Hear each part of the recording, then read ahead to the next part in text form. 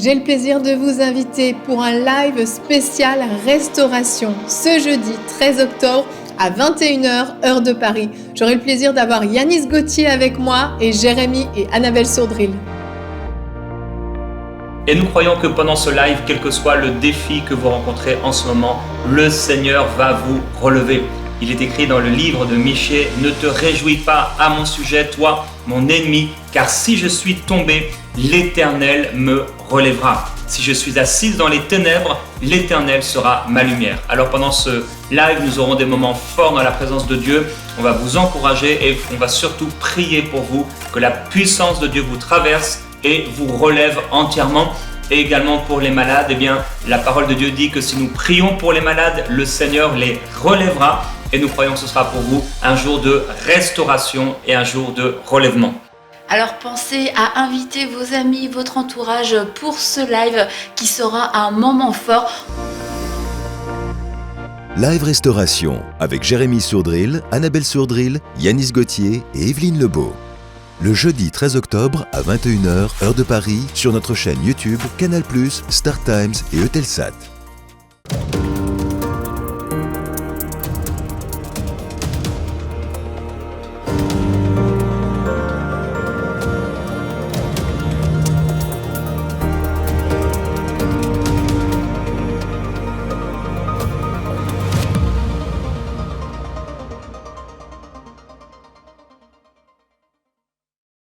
Bonjour, je suis heureux de vous retrouver. Pendant cette semaine, le Seigneur est en train de nous rappeler que nous ne sommes pas seuls. Nos décisions impactent les personnes qui sont autour de nous. Les petites et les grandes décisions vont avoir une influence non seulement sur notre vie, mais aussi sur la vie des gens qui sont à nos côtés. Et aujourd'hui, je vais vous amener dans un verset dans le livre des Proverbes, au chapitre 14 et au verset 12. C'est le verset de ce jour, où il est écrit, Proverbe chapitre 14, verset 12, « Telle voie paraît droite à un homme, mais son issue, c'est la mort. » Ou dans la traduction second 21, « La voie qui paraît droite à un homme peut finalement conduire à la mort. » Waouh, on a parlé hier de ces décisions cette semaine, des décisions qu'on prend et qui donc ont un impact sur les gens. Alors, soit on va avoir une influence positive sur ceux qui sont autour de nous, soit on va avoir une influence négative. Et parfois, on pense d'une manière vraiment égoïste. On pense peut-être objectif, on pense à ce que cette décision va pouvoir nous apporter, ce qu'elle va produire, mais on a juste une façon de voir et d'appréhender le problème ou le sujet, et on ne réalise pas, au bout du compte, qu'est-ce que cette décision va produire. Ça peut paraître bien, mais on ne va pas forcément, on ne processe pas assez finalement pour aller jusqu'à la dernière étape. Vous savez, c'est comme aux échecs, il y a des gens, ils savent, quand ils jouent aux échecs, alors moi je n'y joue pas, mais ils peuvent savoir 7 jeux à l'avance, 7 déplacements à l'avance, ou je sais le nombre de déplacements, mais ils voient les choses à l'avance, en fait. Ils savent que s'ils font ça et que la personne pourra faire ça, et eux, ils feront ça et ça, bref. Vous voyez ? Mais nous, on ne connaît pas, comme j'ai fait une émission là-dessus, on ne connaît pas tout du futur, même en étant enfant de Dieu. Et donc, on peut prendre une décision dans notre vie, une voie qui paraît droite, on se dit « ok, c'est intéressant », et finalement, cette voie peut ramener à la mort. Et si c'est écrit dans la parole, c'est que on doit faire attention parce que ça peut être une réalité dans nos vies. Si on ne prend pas garde, si on ne fait pas attention, on peut prendre une décision. Au début, on pensait que ça allait être bénéfique pour nous, mais en fait, ça va être tout sauf bénéfique. Finalement, au bout d'un moment, ça ne va pas le faire. Vous savez, dans le livre des Proverbes, encore, il y a l'histoire de cet homme. C'est un homme insensé, il est en train de marcher comme ça, et finalement, il va croiser une femme, comme une femme adultère, femme prostituée, dans Proverbe au chapitre 7. Et il se dirige lentement du côté de la demeure de la femme adultère ou de la femme prostituée, au crépuscule, pendant la soirée. Et là, il y a cette femme qui vient à sa rencontre, et finalement, elle le saisit, elle l'embrasse, et veut l'amener là dans la chambre de son mari, parce que son mari n'est pas là, et lui et lui dit « Mais viens, enivrons-nous jusqu'au matin. Livrons-nous au plaisir de l'amour, parce que mon mari n'est pas à la maison, il est parti pour un voyage lointain. » Alors, pour cet homme-là, ça peut paraître intéressant. Il est là, tout seul, peut-être il est célibataire, ou il est dans la nuit, tranquille, il est en train de marcher dans la rue, et là, paf, une femme, peut-être magnifique, très belle, lui propose d'avoir avec elle une aventure. Et il peut se dire, ah, c'est juste une aventure, c'est intéressant, c'est waouh, ça va être super. Sauf qu'il ne réalise pas qu'au bout, c'est la mort. Et d'ailleurs, le chapitre dit que, et il se termine comme ça, car elle a fait tomber beaucoup de victimes, et ils étaient forts, tous ceux qu'elle a tués. Sa maison, c'est le chemin du séjour des morts qui descend vers les demeures de la mort. Combien d'hommes, combien de femmes ont couché avec quelqu'un comme ça, pour une relation amoureuse, passionnelle, comme ça, on veut sortir de notre train-train quotidien, et paf, une relation, et toute la maison est détruite. Combien de personnes ont eu à regretter, comme il est encore écrit dans les Proverbes, en disant, mais si seulement j'avais écouté la voix de ceux qui m'instruisaient. Alors, je sais pertinemment, parce que le Saint-Esprit me le rappelle plusieurs fois au cours de cette semaine d'enseignement, il y a plusieurs personnes, vous m'écoutez, vous êtes dans cette situation. Certains, malheureusement, vous êtes déjà tombés dans l'adultère, mais d'autres, c'est une tentation très, très, très, très forte. Quelqu'un vous tourne autour, et cette personne, vous avez envie d'aller plus loin, mais Dieu vous dit de ne pas aller plus loin, et ça doit s'arrêter. Au nom du Seigneur Jésus-Christ, que ce lien qui a commencé à vous nouer l'un avec l'autre soit coupé au nom du Seigneur Jésus-Christ. Et ça doit être une décision du cœur. Vous devez prendre cette décision. Vous devez prendre cette décision. Alors, oui, telle voie paraît droite à un homme, mais son issue, c'est la voie de la mort. Il y a des décisions qu'on prend qui vont nous amener à la mort. Alors, il ne faut pas les prendre et il faut les éviter. Un jour, on était avec Annabelle et en réflexion, on était en train de réfléchir à l'année qui allait arriver. On avait plusieurs projets sur le cœur. C'était à l'époque où j'avais créé l'association Inébranlable. Je l'avais créée parce qu'il était très difficile de pouvoir faire tous les projets que j'avais à cœur au sein de MCI, puisque à l'époque, il n'y avait pas encore beaucoup de personnes disponibles sur place.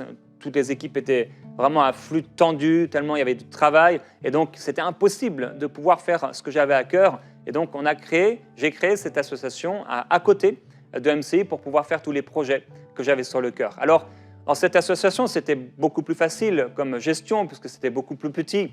J'étais là, entre guillemets, presque tout seul.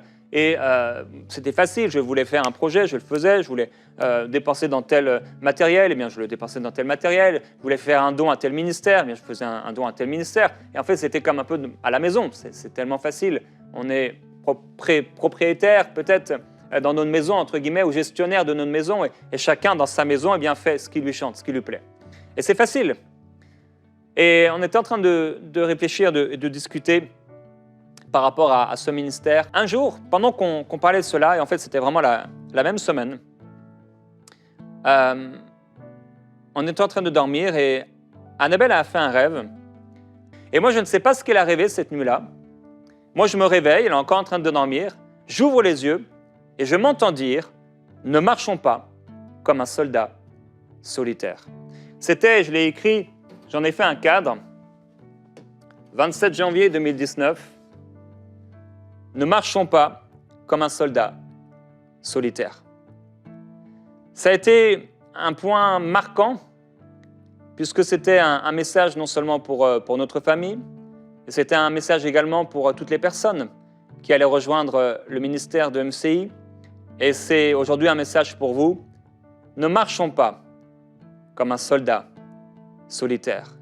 Alors vous voyez, quand on est un soldat comme ça, on peut se dire, bien, ça va plus vite, on peut courir plus facilement, on peut aller beaucoup plus loin. Quand on est seul, on marche plus vite. Mais en marchant à plusieurs, on va plus loin. Et quand on est un soldat seul, et je me suis réveillé avec cette parole et il m'a raconté ce rêve, j'ai dit, waouh, Dieu est en train de nous parler, c'était clair, c'était évident. Et il ne fallait pas qu'on marche comme un soldat solitaire. Il fallait vraiment qu'on puisse tout unir, tout mettre ensemble. Et je veux parler à quelqu'un aujourd'hui, tu es comme un soldat solitaire, Dieu t'a parlé pour une vision, pour un projet. Et tu cours. Et c'est vrai que tout seul, tu cours très vite. Peut-être aussi, c'est une personne, et je veux parler à cette personne, tu as été tellement... ça a été difficile, tu as été blessé. Tu t'es senti ralenti avec les gens et tu veux marcher seul et tu as voulu marcher seul. Et peut-être parce que les gens ont été tellement durs avec toi, tu t'es senti blessé et tu te dis non, mais maintenant, moi je cours tout seul. Combien de ministères j'ai vu comme ça? Combien d'églises j'ai vu marcher complètement solo? Le pasteur est complètement solo, il ne veut pas travailler avec les autres. Et quelque part, je le comprends. Parce que quand tu es toi tout seul à la tête, entre guillemets, de ton ministère, c'est beaucoup plus facile. Tu te dis, Dieu veut me dire quelque chose. Et c'était ça qui m'inspirait. C'était, je veux accomplir la volonté de Dieu. Je veux faire ce que Dieu me dit de faire. Et jusqu'à aujourd'hui, bien sûr, je veux continuer de faire ce que Dieu me demande de faire. Et certaines personnes, voilà, elles prennent les décisions elles-mêmes et elles ont été critiquées, elles ont été blessées et disent, maintenant, je ne veux plus rien savoir des autres. Voilà, je fonce. Et certaines d'entre elles sont prêtes à écraser tout sur leur passage pour pouvoir faire ce que Dieu leur demande et c'est malheureux. Parfois aussi, on ne veut plus des conseils des anciens ou des adultes ou des hommes de Dieu. On s'imagine qu'on n'a plus besoin de les écouter et ça, c'est un grand danger. On veut courir solo. Combien de jeunes hommes avec la passion et le feu de l'Évangile se disent, moi, Dieu m'a parlé et ils foncent comme ça solo. Et ils méprisent les anciens, ceux qui sont déjà passés par là. Ils s'imaginent que voilà, ils sont vraiment le Superman, le Spider-Man de la situation. Ils s'imaginent être les seuls au monde capables de faire ce qu'ils sont appelés à faire. Et pourtant, non, Dieu n'a pas voulu qu'on marche seul. Même Jésus était accompagné des disciples. Et même les disciples, alors qu'il était le Fils de Dieu, ont aidé Jésus plusieurs fois. Ils ont pu mettre la foule en rangée. Ils ont pu préparer la Pâque. Ils ont pu faire telle et telle chose. Et voilà. Ils étaient là au service du Seigneur. Même Jésus a eu besoin des gens autour de lui. Même s'il était le seul, oui, pour sa part, c'est clair, à pouvoir sauver l'humanité. Parce qu'il était le seul innocent et saint qui n'avait jamais péché. Alors, tout seul, c'est vrai, ça va vite. Quand on part tout seul et on prend la voiture tout seul et on y va, c'est bon. Quand on veut marcher tout seul ou faire une randonnée tout seul, c'est facile. Quand il y a les enfants, c'est plus long. Quand tu dois installer le siège auto, tu dois mettre ton bébé dedans, etc. Maintenant, il a chaud, tu dois enlever son manteau, etc. Et c'est long. Et quand tu pars en vacances avec des amis et qu'ils ont des enfants et peut-être que toi, tu n'en as pas ou que les tiens ont grandi, je ne parle pas de choses que j'ai vécues, mais c'est long. Tu attends tes amis, et c'est long, et là, tu les attends. Quoique, on avait un couple d'amis comme ça en France. C'est encore des amis. Ils avaient plusieurs enfants. Et quand on partait avec eux quelque part, mais c'était long, c'était tellement long, on devait tout le temps les attendre. Mais c'est normal, ils avaient plusieurs enfants. Nous, on n'en avait qu'une, c'était beaucoup plus rapide. C'est beaucoup plus facile d'amener un enfant avec toi que d'en amener 3, ou que d'en amener 7, ou que d'en amener 12. Courage à vous. Alors oui, un soldat solitaire, il peut courir très vite, mais par contre, il sera facilement abattu, comme vous l'avez vu, et on peut montrer à nouveau le visuel. Comme vous le voyez sur ce visuel, le soldat, il est tout seul. Mais il peut être facilement abattu. Il peut penser que parce qu'il est seul, il est plus rapide, il est moins visible, mais il oublie quoi? Il oublie la force de l'armée. Et vous savez, on a montré de plus en plus de films. La plupart des films des super-héros sont des gens solitaires. Batman, Superman, bon, je le dis à la française, hein, Spider-Man, Wonder Woman, Flash, Iron Man, Captain America, Thor, Hulk, etc. C'est des solos. Bon, maintenant, de plus en plus, on a les créateurs de films, on commençait à les mettre ensemble. Mais tellement solo. Peut-être que vous aimeriez être ce Spider-Man ou vous sentez comme le Spider-Man, comme c'est affiché maintenant à l'écran. Et vous dites, OK, tout seul, je vais vite. Mais le Seigneur appelle aujourd'hui quelqu'un à ne plus marcher seul. Ne marche plus comme un soldat solitaire, comme un soldat isolé. Tu ne peux plus marcher ainsi. Et le soldat qui marche de façon solo, comme je l'ai dit, il peut oublier la force de l'armée. Une armée, c'est beaucoup plus puissant qu'un soldat. Et si les films nous ont montré ces super-héros qui, à eux tout seuls, sauvent le monde, en réalité, tout seul, on ne peut pas faire grand-chose. On a besoin des autres. On a besoin des gens. Et à l'époque où j'avais cette association, c'était pas mal de l'avoir. Ça a été pour un temps, en fait. Ça a été pour une saison. Et simplement, ce rêve était là simplement. Le Seigneur il me disait, voilà, c'est la fermeture maintenant. C'est fini. C'était une saison. Et ça a été une très bonne saison. Et maintenant, tu rentres dans une saison nouvelle. Et ça demandait un sacrifice. Marcher en équipe, travailler en équipe, servir en équipe. Mais l'impact est beaucoup plus grand. Et donc, j'ai ma chaîne YouTube, vous le savez. Dessus, je mets régulièrement des prédications, etc. Quand je vais prêcher ici et là, je peux apporter des prédications. C'est un peu différent, du coup, de ce que je peux apporter sur la chaîne habituelle EMCI. Mais même là, maintenant, c'est tous d'un commun accord. Mais si je veux faire aujourd'hui un live, après cette émission, voilà, je mets ma chaîne YouTube et paf, je commence mon live, c'est beaucoup plus facile. Là, on ne réalise pas, mais pour que vous puissiez me voir et m'entendre aujourd'hui, il y a une trentaine de personnes, sans compter encore les personnes professionnelles des satellites et autres, qui sont impliquées pour que vous puissiez aujourd'hui écouter ma voix. Une trentaine de personnes. Dont une d'ailleurs, dont c'est la dernière émission, dernière journée aujourd'hui. J'espère, en régie audio.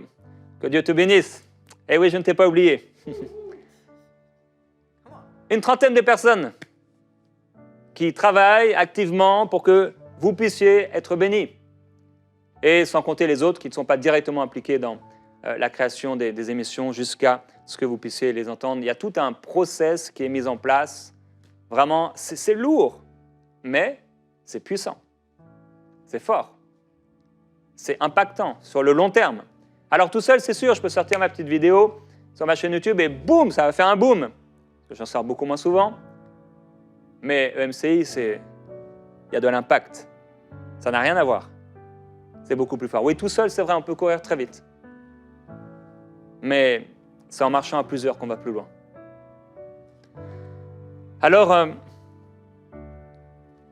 tu peux être Spider-Man, mais où se trouve ta femme pendant que tu fais les super-héros? Tu as peut-être envie de la retrouver après ta grande mission, ton grand projet, mais si tu ne l'as pas tenue au courant, ne sois pas surpris qu'elle ne soit pas là quand tu reviens. Et peut-être qu'elle-même, elle soit du coup dans une autre mission. Peut-être elle aussi, elle se prend pour Wonder Woman. Et alors du coup, lui, il va d'un côté, il fait son truc, et elle va d'un autre côté, elle fait son truc, et c'est pour ça que dans le couple, voilà, on commence, et c'est comme ça que dans le couple, on commence à se diviser. Chacun suit sa route. L'homme suit sa route. La femme suit sa route. Les enfants suivent leur route, au lieu de s'unir. Le Seigneur Jésus dit, non, je n'ai perdu aucun de ceux que tu m'as donnés, si ce n'est le fils de la perdition. Il dit, je veux que ceux que tu m'as donnés soient aussi avec moi. Cette unité. Il dit, je veux qu'ils soient un comme nous sommes un. Alors il y a des gens qui quitteront, il y a des gens qui partiront. Ce sera peut-être plus difficile. Mais ces plans ne sont pas nos plans. Et les pensées de Dieu ne sont pas mes pensées. Il dit, mes pensées ne sont pas vos pensées, mes voix ne sont pas vos voix. Autant les cieux sont élevés au-dessus de la terre, autant mes voix sont élevées au-dessus de vos voix et mes pensées sont au-dessus de vos pensées. Quand on fait un choix, on ne voit que certains aspects naturels, mais le Saint-Esprit, lui, voit beaucoup plus loin que ça.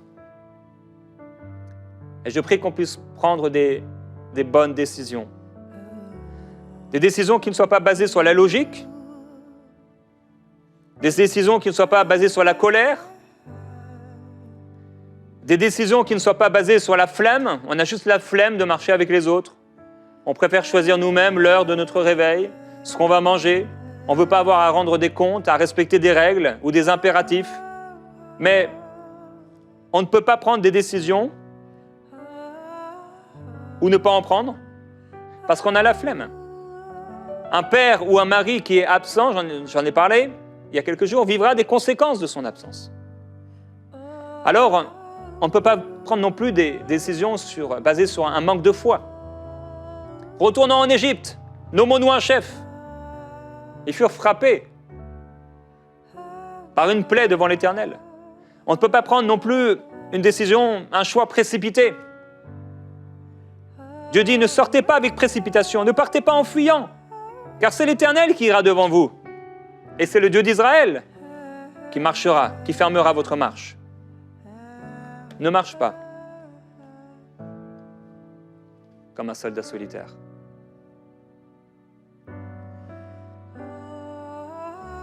Je prie qu'aujourd'hui tu puisses vraiment saisir ce que le Saint-Esprit veut te dire pour ta vie. Et avant qu'on puisse prier, je voudrais qu'on puisse tourner nos yeux sur Jésus, l'adorer et l'inviter. Tournons nos yeux sur le Seigneur Jésus-Christ, pas sur nous-mêmes, sur nos plans, sur nos buts à atteindre, sur nos besoins. Mais tournons nos yeux vers Jésus. Merci Seigneur. Venons l'adorer, venons l'adorer. Merci Seigneur. Jésus-Christ est Seigneur. Merci Jésus. Venons contempler et venons à ses pieds, car Jésus-Christ Oui Seigneur, on vient à tes pieds. C'est toi le Seigneur. Venons l'adorer. Et nous t'adorons. Venons l'adorer. Nous t'adorons Seigneur Jésus. Toi le Seigneur. Jésus-Christ. Toi le oint. Et Seigneur. Nous t'adorons Jésus. Venons contempler. Nous te contemplons Seigneur. Venons à ses Nos yeux sont sur toi. pieds, car Jésus-Christ. Oui, nous voulons nous prosterner nos cœurs. Et Seigneur. Alléluia. Alléluia. Tu es digne de louange. Alléluia. Alléluia. Tu es digne de louange. Seigneur, tu es digne. Oui, nous t'adorons Jésus-Christ. Toi, Dieu le Père, tu connais tout à l'avance. Tu connais exactement le chemin qu'on doit emprunter. Et tes pensées sont beaucoup plus élevées que les nôtres. Tu nous appelles à marcher ensemble, dans l'unité, dans l'amour, dans la paix, dans la justice, dans la fidélité, dans la foi, dans le partage, dans la communion, dans la célébration, dans l'adoration, la contemplation, la jubilation. Tu nous appelles à marcher ensemble dans la tendresse, dans l'affection, les liens fraternels, de la paix, de l'amour, de la joie. Seigneur, nous choisissons aujourd'hui de ne pas marcher comme un soldat solitaire. Je prie, Père Céleste, pour quelqu'un qui voulait marcher solo, pour quelqu'un qui a commencé depuis un moment, dans son cœur, il n'était plus avec l'autre. Il a délaissé la famille, il a délaissé son épouse, elle a délaissé son époux. Et elle marche seule maintenant, il marche seul dans son cœur. Il peut être là à la maison, mais son cœur n'est plus là. Et Père, je prie pour une restauration, une réconciliation. Saint-Esprit, merci. Je prie, Père, pour les parents Les parents qui sont absents, ils marchent solo. Ils sont dans une même maison, mais ils marchent solo. Tout est centré, tourné autour d'eux. Et Père, je prie que personne ne soit centré sur soi et que nous puissions avoir vraiment tes sentiments, Jésus. Et tu n'as pas regardé comme une proie arrachée d'être égal avec Dieu, mais tu t'es dépouillé. Tu t'es dépouillé. Tu t'es humilié. Tu aurais pu être et choisir d'être le premier sur la terre, mais tu as choisi d'être le dernier, le crucifié, mis à mort. Tu t'es donné pour nous tous. Père, je prie pour les personnes qui te servent dans le ministère, dans un service, et qui marchent solo. Ils ont été critiqués. Ils se sont dit plus jamais on me refera ça. Et ils marchent solo depuis, complètement solo, seuls. Père, je prie pour toutes ces églises où les gens marchent solo. Parce qu'ils ont l'impression que ça va plus vite et que plus personne ne les embêtera. Et Père, tu veux bâtir des équipes apostoliques. Tu veux bâtir encore aujourd'hui des équipes apostoliques. Avec peut-être un apôtre, un prophète, des pasteurs, des enseignants, des évangélistes. Je prie pour ces équipes apostoliques qui se lèvent. Je prie pour des églises fortes. Je prie pour des couples forts. Je prie pour des familles fortes. Je prie également pour des entreprises, des sociétés qui sont fortes parce que ceux qui les dirigent sont remplis du Saint-Esprit et de ta sagesse. Et ne sont pas là pour s'enrichir eux-mêmes, mais pour enrichir ton royaume et pour enrichir les autres. Père, je te glorifie, je te remercie. Parce que oui, tes pensées ne sont pas les nôtres, mais nous avons la pensée de Christ et tu peux nous la partager, la communiquer. Merci parce que oui, il ne nous manque aucun don jusqu'à l'avènement, le retour du Seigneur Jésus-Christ, la révélation de Christ. Seigneur, merci.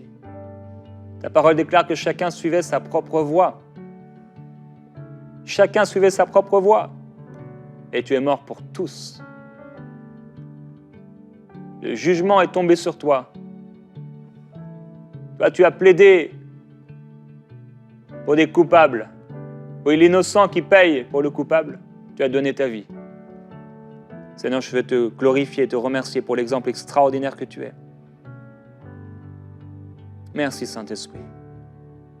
Merci de donner une révélation au-delà des mots, au-delà des paroles, au-delà des histoires que j'ai pu partager. Que ton esprit parle avec force dans les cœurs et que des décisions soient prises pour un changement concret. Que des repentances puissent être vécues. Que des discussions aient lieu dans les maisons. Des discussions profondes de choses dont on ne voulait plus parler, qu'on n'a jamais voulu aborder. Et que tout cela soit pour ta gloire, au nom de Jésus. Oui, Père, que tout soit pour ta gloire et ta gloire seule. Merci, Jésus.